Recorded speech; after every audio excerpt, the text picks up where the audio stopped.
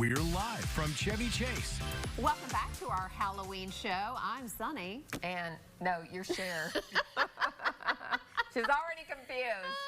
I was just seeing if you were awake over there. I'm very awake. All right, well, our next guest, we're going to talk about two of my favorite subjects, history and books. Historian and professor of history, Elizabeth DeWolfe, joins us to talk about her new book, Alias Agnes. It's the story of Jane Armstrong Tucker, a working-class woman turned spy, and the hidden roles that women played in one of the Gilded Age's most notorious scandals. It's scandalous. Thank you for joining us. It is my pleasure to be here. Yes. So I was on my honeymoon last week, and I was reading this book, and I had a hard time putting it down. I've only gotten halfway through it, but let me tell you, I love it. So give everybody a brief synopsis of the storyline and the people involved. Sure. This is a book about Madeline Pollard, a young woman from Kentucky who had a dream. She wanted an education. She came from a broken home, but she ended up meeting Congressman William Breckinridge, and he promised her a better future. So for 10 years, she was his mistress. Wow. He promised he'd marry her. And he didn't. He didn't. He Yeah. married someone else. Right. He thought she would slink away, but instead she sued him for breach of promise in Washington, D.C. Wow. Which was huge at the time. I can't even imagine doing that. It was amazingly brave because in the lawsuit, she then had to admit she had been his mistress. Yet by day, Washington society knew her as a well-educated woman, a talented conversationalist.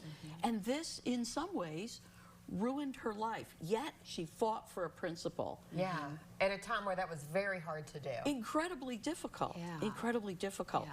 So as I'm researching the story of Madeline Pollard, I came across little hints of some sort of scheme afoot among the Breckinridge lawyers.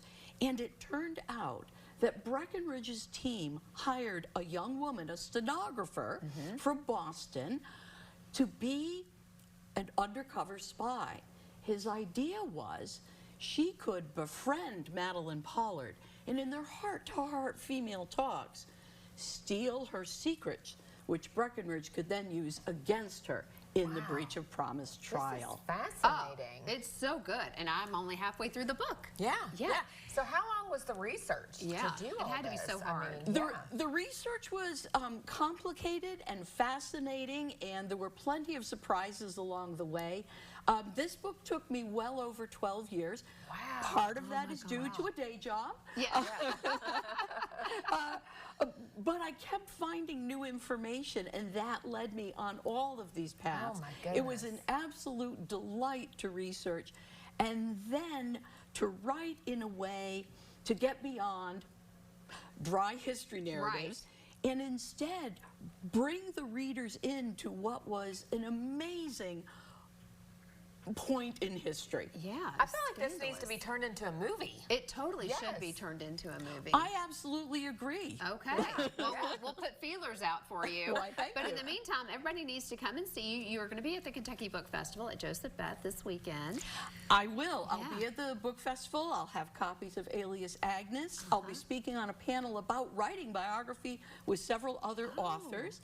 And on Sunday, I will be speaking about and reading from Alias Agnes at the Lexington Public Library, the Central Branch, the big one. Oh, that's fantastic. Well, it is a pleasure to meet you. Thank you for coming on the show today. And I cannot wait to finish this book. You are going to want to check it out too. And we're going to have all of the information for the Kentucky Book Festival up on the screen.